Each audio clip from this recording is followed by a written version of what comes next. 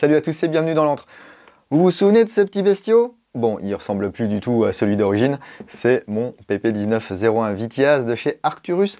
On en avait fait une vidéo, il me semble que j'avais fait également la review complète sur l'antre, le blog, et on s'était quitté sur une réplique qui était assez sympa, mais qui avait des petits problèmes de jeunesse, notamment parfois deux billes qui allaient partir en même temps. Alors il y a quelques solutions qui ont été trouvées par les utilisateurs pour réduire, voire empêcher ce phénomène de double feed. Moi je vous avoue que j'ai touché à rien parce que ça me le fait peut-être une fois sur un chargeur. Et aux dernières nouvelles, Arcturus travaillait toujours sur une solution, voilà, voir comment on pouvait éviter ce truc-là. Mais aujourd'hui ça ne sera pas le sujet parce qu'on va parler d'un nouveau PP1901 Vitiaz qui est soit déjà disponible dans vos boutiques, soit qui va vraiment pas tarder. Là sur le coup c'est moi qui ai un petit peu tardé parce que j'ai reçu cette réplique il y a plus d'un mois et j'ai pas eu le temps de m'en occuper. Son petit nom de code c'est Arcturus AT-K9T et je vous propose de voir ensemble ce qui se cache derrière ces lettres. C'est parti.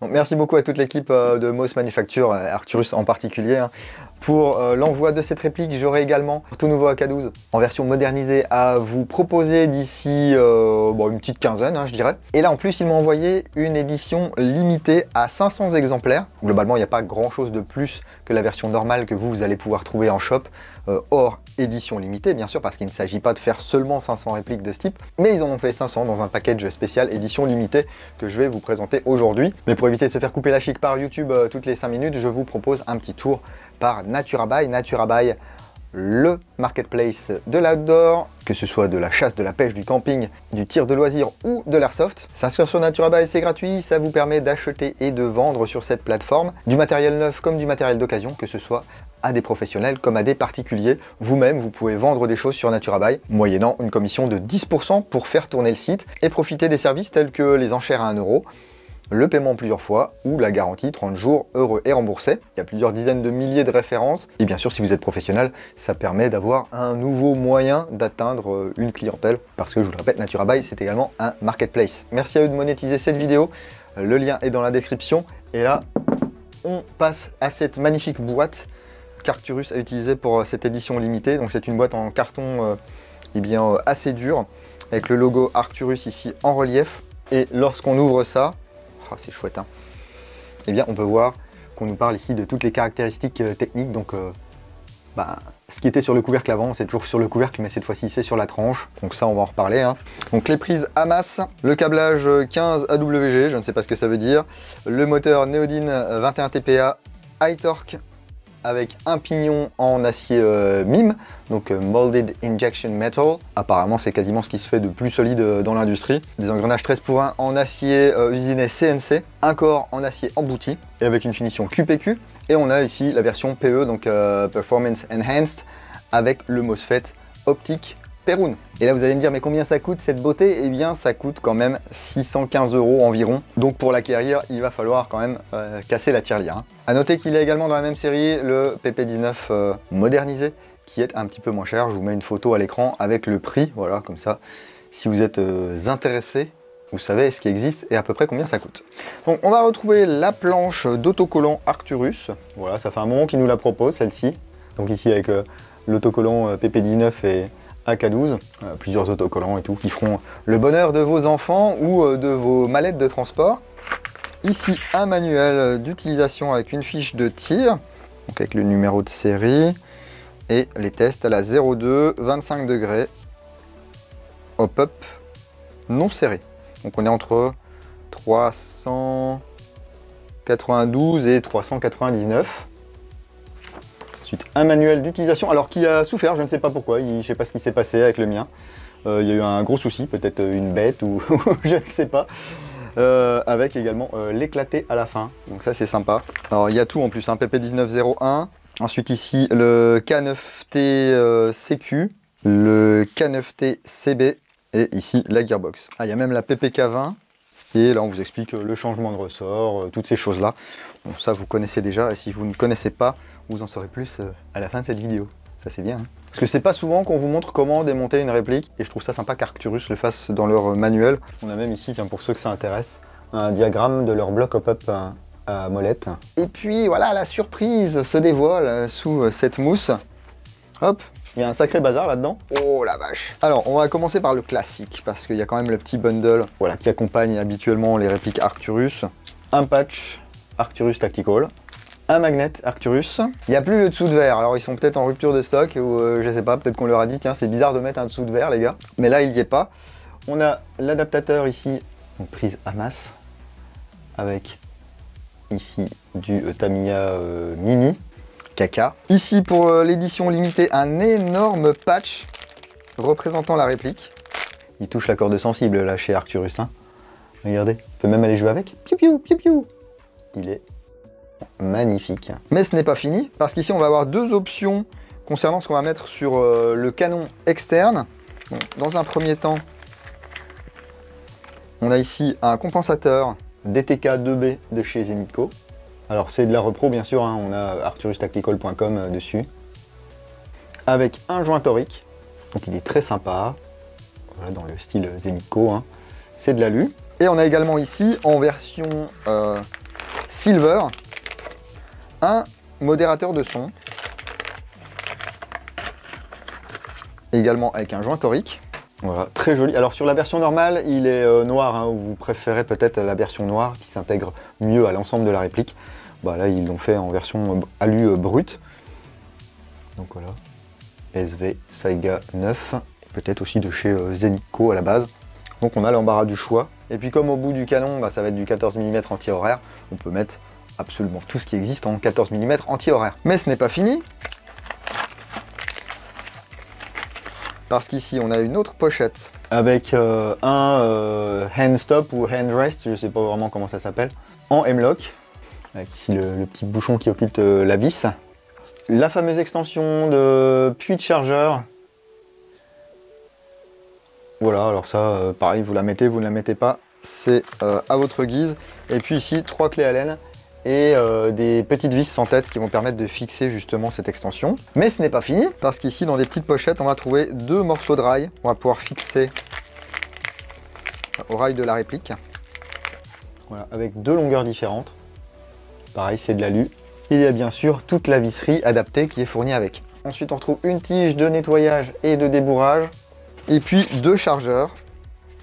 Voilà, qui sont 2 chargeurs mid-cap, reel cap. Donc ils font 30-95 billes au choix. Ce sont des chargeurs en plastique. Voilà, avec le petit signe là, Kalachnikov concerne. Le calibre réel, 9 par 19. Et en fait, on va juste avoir ici à ôter le talon, faire glisser la coque. Et ici, regardez, il y a le petit bouton là pour aller mettre ça à 30 billes ou à 95 billes. C'est très très chouette. En plus, on a la petite bitoune là, le petit poussoir qui remonte un petit peu. Ce qui fait qu'en général, alors quand vous tirez en semi, il se peut qu'il vous reste peut-être 1 ou 2 billes. Mais ouais, ça arrive. À chaque fois que j'ai tiré en full et que j'ai fini mon chargeur en full, moi il me restait jamais de billes. Donc je pense qu'avec la vitesse et puis l'inertie de la remontée des billes, en full, eh bien, ça va permettre de tout tirer. Or qu'en semi, c'est pas du 100%. Voilà. Et puis bien entendu, il y a une réplique dans cette boîte. C'est pour ça que vous êtes venu et je vois qu'il y a déjà 19 minutes quasiment de rush ici. Heureusement, on n'en est pas à 19 minutes sur la vidéo. Je vous le sors de sa boîte et on voit ça ensemble. Ouf. Eh ben, il y a un morceau là. Je peux vous dire que, bon, c'est pas light. Mais en vrai, une fois qu'on l'a en main, ça va. Hein. On sera au maximum à 830 mm de longueur sur ce PP19 et une masse de 2850 grammes. Il est vraiment très très chouette avec ses fournitures Zenitco là de base. Et je me permets de lui mettre voilà, dans un premier temps hein, le compensateur. Donc voilà, avec le compensateur. Alors je sais qu'il y a beaucoup de gens qui n'aiment pas trop ce style. En vrai, ça fonctionne très bien. Pour l'airsoft, bon, bah, c'est juste de l'esthétique. Je vous propose qu'on mette plutôt le silencieux. Voilà, alors je ne sais pas si c'est mieux étant donné que bah, du coup, il est de couleur un petit peu argentée, même si c'est mat. Vous préférez peut-être la version noire. Sachez qu'il est creux mais il peut se dévisser, vous pouvez mettre de la mousse à l'intérieur hein, si vous voulez atténuer un tout petit peu le son de sortie du canon. De toute façon derrière vous avez quand même une gearbox qui fait du bruit, donc à vous de voir. Et je vous disais il y a quelques minutes que cette réplique mesurait 830 mm max, mais elle peut bien entendu être stockée. Et voilà, comme on peut rabattre la crosse, on a un petit peu plus d'espace si on a des housses qui ne permettent pas de stocker des répliques aussi longues. Et ça nous permet de voir déjà ici le système de changement de ressort. Rapide, vraiment rapide. Il n'y a pas besoin de déposer la gearbox pour le coup. Et donc ici j'ai installé tous les accessoires que j'avais en ma possession. Un rail inférieur ici, un petit rail latéral là, l'extension de Magwell, et puis bien sûr le modérateur comme on vient de voir. Il y a deux manières d'installer les rails. Soit on peut utiliser les espaces ici, voilà, avec des vis à tête plate, soit une espèce de système M-Lock avec un mini ergot qui va venir s'insérer ici dans les pores, dans les trous. Ensuite avec un petit tournevis on va bouger la pièce centrale à l'ergot là de 5 degrés et on vient serrer avec un tournevis plat. Donc voyons voir s'il y a des marquages sur cette réplique. Bon, il y en a quelques-uns, mais pas tant que ça. On va retrouver ici le marquage de calibre 9x19, calibre réel, hein, le sélecteur de tir, un numéro de série ici sous le pontet. Et ensuite ce seront tous les marquages type Zenitco sur les différentes parties de la réplique, on verra ça au fur et à mesure. Commençons par la crosse qui est une PT1 Gen 2. Donc ici avec ces petits marquages, très sympa. Le talon en caoutchouc, l'appui-joue en caoutchouc, c'est réglable. Le loquet ici. Une vis ici, une vis là pour la hauteur de l'appui-joue et une vis ici pour la hauteur de la plaque de couche. Donc on peut ajuster ça de manière très précise. Un attache-sangle ici, un attache-sangle ici. C'est monté sur une goupille et alors là, regardez quand on va replier là, ça va marquer quand même cette petite pièce. C'est bien dommage, parce que normalement c'est fait pour bloquer et ensuite recoulisser librement. Ça fait monter le ressort et je pense pas que ce soit censé arracher de la matière comme ceci. Bon, faut peut-être que ça se fasse. Le bouton ici donc qu'on a vu tout à l'heure pour déverrouiller la crosse. La poignée type RK3 qui est en plastique, c'est étonnant. Bon, c'est pas plus mal, hein. Moi, c'est des poignées que j'affectionne pas énormément parce qu'elles sont un peu trop grosses pour ma main, notamment au niveau de l'arrière ici. Et on voit ici, il y a des petites traces, je pense, ce sont des résidus de moule. C'est une espèce de petite résine ou je sais pas, une petite pâte. Vous la grattez un petit peu et elle s'en va, hein. On va retrouver ici le réglage du moteur, le secteur de tir, on en a parlé, avec sa palette ici. Le levier d'armement avec la petite extension RP2 Vitiaz. Voilà. Et là, on va pouvoir accéder à la molette de réglage du hop-up. Le capot supérieur avec son rail. On va pouvoir l'ouvrir ici pour accéder à la prise DINS large. Voilà. On voit un peu mieux la molette de réglage du hop-up ici. Et donc pour brancher une batterie, eh bien, on va la faire passer là. Elle passe normalement dans le gaz tube. Voilà. On a bien de la place. Bip. Avant de refermer, on tire légèrement sur le levier.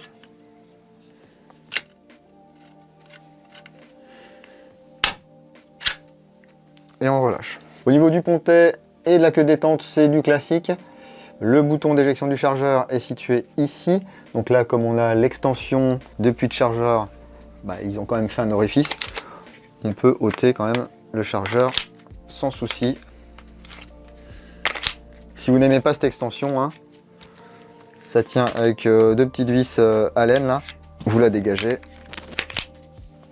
et vous retrouvez un profil normal. De ce côté de la réplique, eh bien, il n'y a aucun marquage. Rien du tout. Bon, le corps est toujours aussi sympa, hein. Et on retrouve un garde-main B31 Sport. Voilà, donc avec le B21 là. La partie B31. l'autre extension ici, pour quelque chose d'harmonieux. Alors il faut que ça plaise, hein. Ça permet d'accessoiriser un petit peu plus son Vitiaz. Vous voyez ici, hein, je vous le rappelle, rail inférieur ici qu'on peut mettre un petit peu partout. Le hand rest ou hand stop ici, qui va permettre par exemple d'avoir une position de tir comme ceci et d'avoir un point d'appui. C'est maintenu par des vis et on s'aperçoit que Arcturus n'a pas forcément mis toutes les vis. Voilà, il en faudrait une ici par exemple, une là, une ici. Je ne sais pas si c'est fait exprès ou si c'est un oubli. En tout cas, rien ne bouge. C'est vraiment très très rigide. Et on a la place, bien sûr, pour laisser passer le guidon ici avec son cran réglable et la hausse. Voilà. Même si on a une petite extension ici B22, on va pouvoir mettre un petit optique là-dessus. Sinon, vous avez tout le capot supérieur, hein. Eh bien, vous avez quand même l'espace pour utiliser les organes de visée mécaniques. Sauf que la hausse ici a un débattement très très limité. Donc si vous voulez virer le B22 par exemple, vous pouvez, il n'y a aucun souci, hein. À l'intérieur, c'est une gearbox V3 Enhanced, donc avec les engrenages 13.1 en acier usiné CNC. On a parlé du moteur, hein, un moteur Neodyne 24K avec pignon acier MIM, le piston avec toutes les dents en acier et bien sûr le MOSFET Perun. Pour tous les réglages du MOSFET Perun, je vous renvoie sur cette vidéo. C'est vrai qu'ici il me manque quand même un petit truc dans la boîte, ou alors je suis passé à côté. Il manque la petite carte de réglage du MOSFET Perun. Voyons voir ce que ça donne. On n'a pas de sûreté mécanique, hein. Là je peux appuyer, ça ne tire pas heureusement parce que ça fonctionne. Donc là en full. Ouh. Et en semi.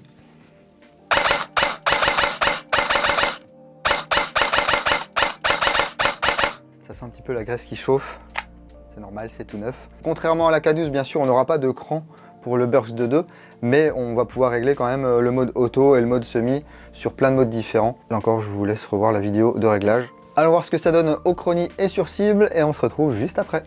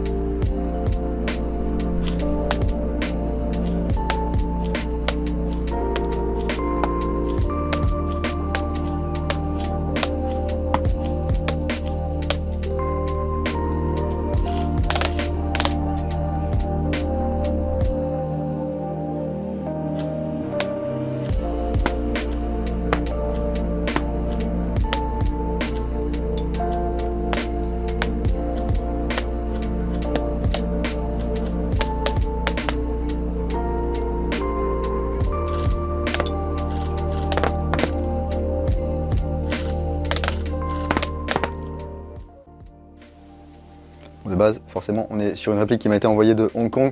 On est à 400 fps, 22 billes secondes, donc ça turbine pas mal. Si je le baisse à 350, on va être, je pense, aux alentours des 25 billes secondes. Et faire varier la vélocité de cette réplique est un jeu d'enfant, parce qu'il suffit juste de lever le capot. On va ôter la batterie, bien sûr. Plier la crosse. Et ici, on accède au guide de ressort. Alors, il y a un petit bouchon de protection, hein, une petite vis de protection. Ça évite que le guide se balade. Alors sur la K12, on a un outil dédié. Là, vous prenez une petite pince, hein. Ça se dévisse très facilement. Et là, alors ça, c'est une constante. Moi, sur la plupart de mes répliques Arcturus, c'est que ça rentre un petit peu et ça sort au forceps. Et on a notre guide ici avec roulement à billes.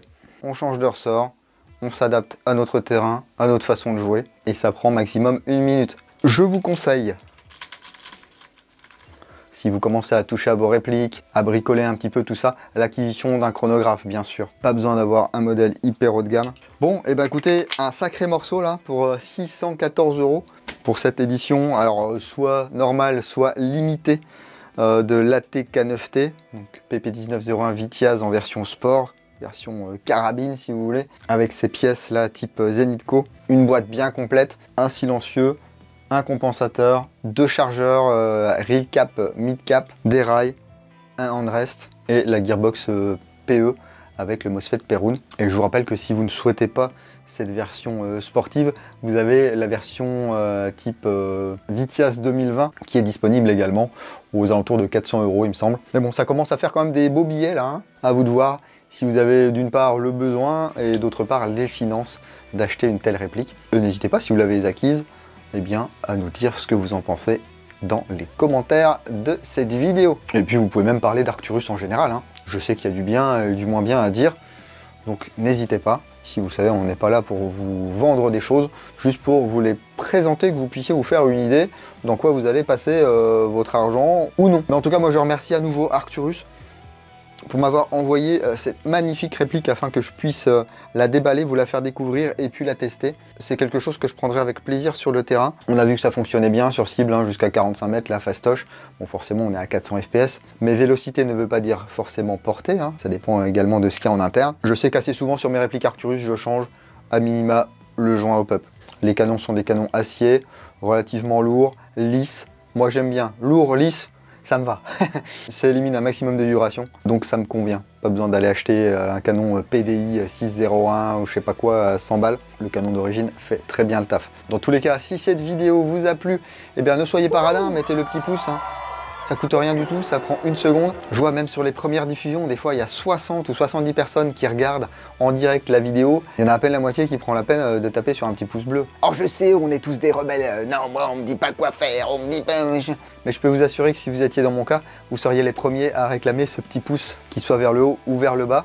Un commentaire, un partage, ça ne mange pas de pain et ça aide grandement au référencement des vidéos. Il y a quelques jours, j'ai reçu un message privé d'une personne qui me disait bah on ne voit plus là, tu sors plus de vidéos. Bon, je sais pas d'où sortait la personne, peut-être d'une grotte, parce qu'entre Facebook, Instagram, la chaîne YouTube et tout, il suffit de cliquer sur un des médias pour avoir l'actualité de l'antre. Mais il se trouve qu'il était abonné, mais il recevait pas du tout de notification de la part de YouTube. Et dans son fil de vidéos, bah, comme mes vidéos sont démonétisées ou à monétisation partielle et qu'elles ne sont pas du tout mises en avant parce que ce sont de dangereux outils que nous utilisons là, hein, des pistolets à billes, bah YouTube ils aiment pas, donc vous les avez pas forcément en recommandation. Et à mon avis, c'est bien dommage. En tout cas, merci beaucoup à tous ceux qui prennent la peine de faire cette démarche. Merci également aux tipeurs du mois d'octobre qui s'affichent maintenant sur votre écran. Ben oui, on a fait la bascule. Septembre, c'est fini.